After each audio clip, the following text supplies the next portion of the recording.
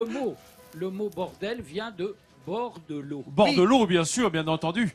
Hein, et pour ça, là, on y est au bord de l'eau. Nous y sommes au bord de l'eau. Alors, on a parlé de la fondation du Havre. On doit rendre hommage à Girolamo Bellamarto, qui était l'urbaniste et l'architecte qui a construit le Havre pour François Ier. Il y en a un autre, c'est Auguste Perret, qui lui a reconstruit le Havre après la Deuxième Guerre mondiale. Alors aujourd'hui, c'est presque un consensus, l'architecture d'Auguste Perret. Ça n'a pas été toujours le cas. Les Havrais l'ont beaucoup détesté. Et même si ils passaient devant, par exemple, l'église Saint-Joseph, certains ont mis des dizaines d'années avant d'y pénétrer. Emblème du Havre d'après-guerre reconstruit sous la direction de l'architecte Auguste Perret, l'église Saint-Joseph trône tel un phare dans la ville. Impossible de la rater. Et pourtant, Sophie, havraise, a attendu 40 ans avant de pénétrer dans ses entrailles. C'est un bâtiment assez austère, tout en béton. Moi, pendant 40 ans, je suis passée devant et je n'ai jamais eu envie de rentrer dans cette église. Parce que c'est un monument qui ne m'attirait pas du tout, qui était trop froid, ça ne m'attirait pas. Le jour où elle décide enfin à pousser les portes de ce monument, elle est tout simplement éblouie. La première fois que je suis rentrée dans l'église, j'ai eu l'impression de rentrer dans une bijouterie. Avec le béton et la lumière des vitraux, qui n'étaient pas figuratifs, mais que de la couleur, j'ai trouvé ça absolument waouh, somptueux. Ça m'a donné envie de sourire, quoi. J'ai trouvé ça super. Cet édifice, conçu en 1951 par Auguste Perret, s'articule autour de 4 pylônes en béton et accueille 6500 vitraux réalisés par l'artiste vitrailliste Marguerite Huret. Avec sa lanterne octogonale de 107 mètres de haut, la beauté du lieu est subjugante.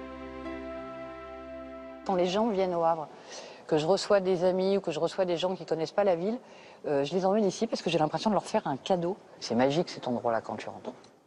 Au centre, l'hôtel est entouré de sièges et strapontins qui peuvent transformer l'église en un véritable théâtre. Je trouve que ça a un petit côté vintage, quoi.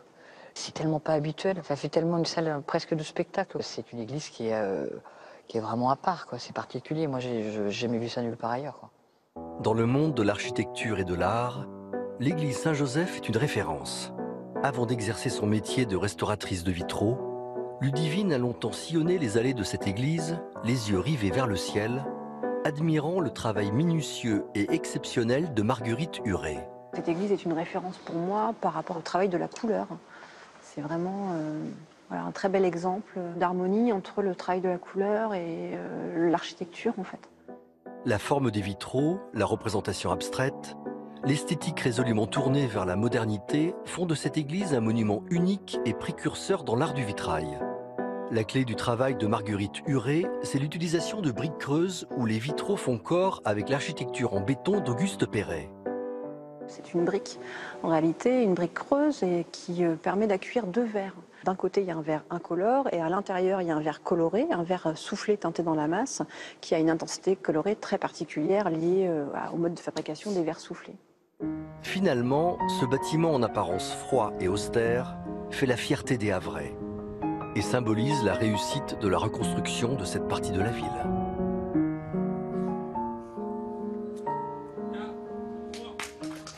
Cette tour-clocher de 107 mètres qu'on peut prendre pour un phare, qu'on peut prendre pour un amer quand on ne connaît pas la ville du Havre.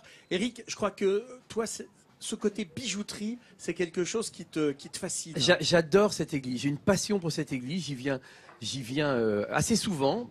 Je trouve cet endroit totalement magique, hors du temps. Quand j'étais enfant, j'allais à Royan dans l'église Notre-Dame, qui est une magnifique église moderne aussi. Et très amoureux de l'art roman parce que charentais de naissance, j'ai découvert l'art moderne, les églises modernes à travers Notre-Dame à Royan. Ah oui. Et quand je suis arrivé au Havre et que j'ai découvert cette église, ce phare, je suis rentré dedans et je suis resté subjugué par ces couleurs, par cette architecture qui en fait à l'intérieur est d'une chaleur incroyable, pas du tout ce qui semble froid à l'extérieur. Et voilà, et j'adore y aller, et je sais qu'il y a des concerts, j'ai jamais encore pu assister à un concert là-bas, et je rêve qu'une chose, c'est d'y aller, et je vais vous dire, mon rêve absolu, ça serait d'y entendre du grégorien. Voilà. de choc. Exactement, époques. le choc des époques.